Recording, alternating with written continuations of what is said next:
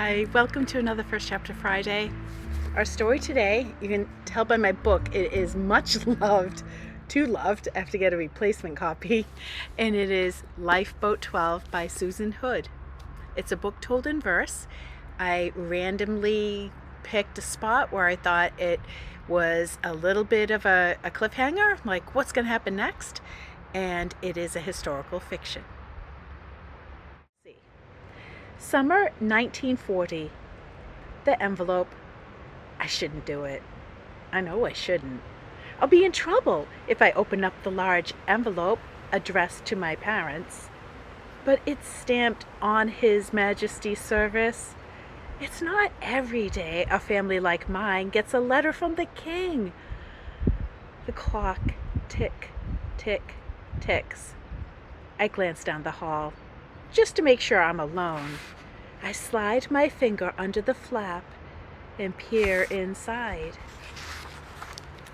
Dear Sir or Madam, I am directed by the Children's Overseas Reception Scheme. Ugh, it's nothing. A dull form letter. But wait. That was dramatic. Someone has written in my name. Your preliminary application has been considered by the board, and they have decided that Kenneth J. Sparks is/are suitable for being sent to Canada. What are you doing? Cries my stepmother, seizing the letter from my hands. That's not addressed to you. Charles! Charles! This cheeky son of yours wants a good clout about the ears. That letter's about me, I say. You're sending me away. I glare up at my father, who appears in the doorway. My stepmom got her wish to get rid of me. Ken, let me explain, says my dad. This letter could save your life. The reasons why. They sit me down. I shrug their hands off my shoulders and stare at the floor. Heart slamming, heat rising.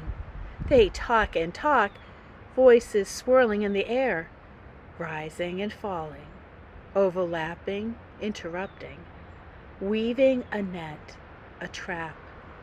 But I'm not going to fall for it. I try to block them out. I concentrate on slowing the storm in my head.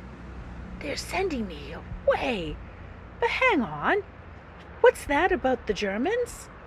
The Germans are coming, says Dad. France surrendered this summer. And Nazis are gunning for England next. Hundreds of thousands of parents applied to have their kids sent out of harm's way.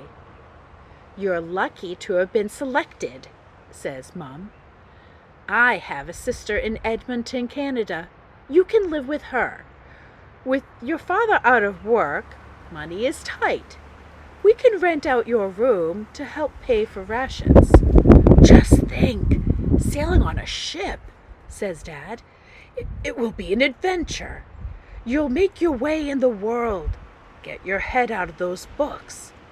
My books? My stories? Of buccaneers and buried gold? Cowboys, braves, in days of old? I snort. Most parents would be chuffed to have a kid who loves to read. I read them because they take me away, far from the way I'm living. My 3-year-old sister toddles over and rests her head on my knees. I run my hand over her curls. What about Margaret? Shouldn't she go too? She's too young, says Mum. Only ages 5 through 15 are allowed.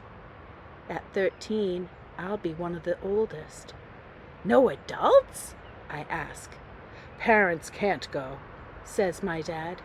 But you'll have escorts.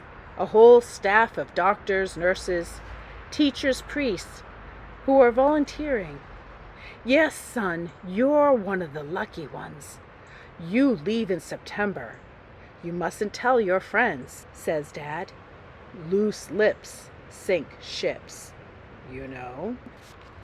"And there will be a new overcoat for you," says Mom, as if that clinches the deal.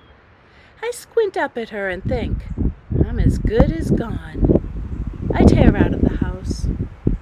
Escape. I dash down the streets, down the railway line, across the tracks, over a fence. There in the wall, behind the loose brick, I snatch my stash of penny cannon fireworks. I stick some in a tree, strike a match to the fuse, and back away.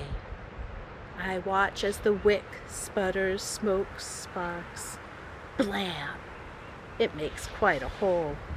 The charcoal-scented smoke wafts away, and my fury with it. The smoke distracts me, as it does angry bees. Let's face it, my stepmom never liked me. She calls me a terror, a little so-and-so. I wish my own mum were alive. The doctors told her she wasn't supposed to have children, but she didn't listen. She died soon after I was born. It's all my fault.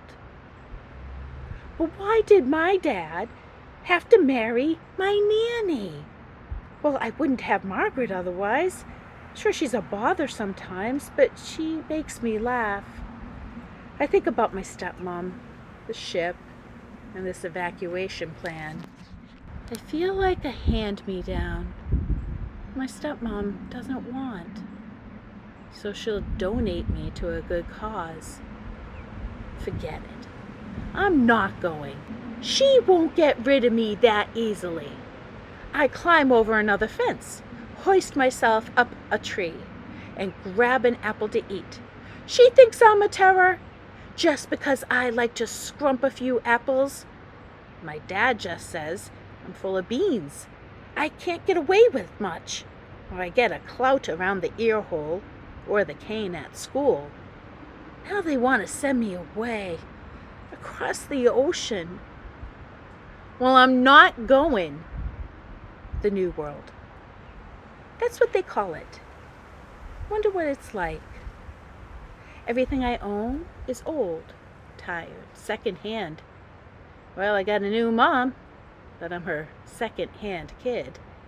She makes me feel worn, torn, worthless.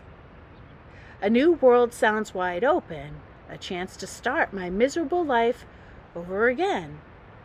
A black ant makes its way along the gnarled branch high off the ground. He's brave, that one. I chew on my apple. How can it taste sour and sweet at the same time? Maybe Dad's right. It will be an adventure. Far from the rations, far from my stepmom's scowls, far from the teacher's cane, far from war. 'Twould be a folly to miss this chance. They say I'm one of the lucky ones. Maybe I am. All right, that ends at page 10. And as you can see, that was just a snippet of the book. So what happens in this is that the ship that they're on, that's going to save their lives, gets torpedoed. And it becomes a story of survival. And I don't want to give anything away, but definitely is one of the best books. That's why it's in this condition, and it's a library book of mine at the school that I'm replacing because people have checked it out so many times. So please try it, and then, let me know in the comments what you think. Thanks for listening. Have a great week.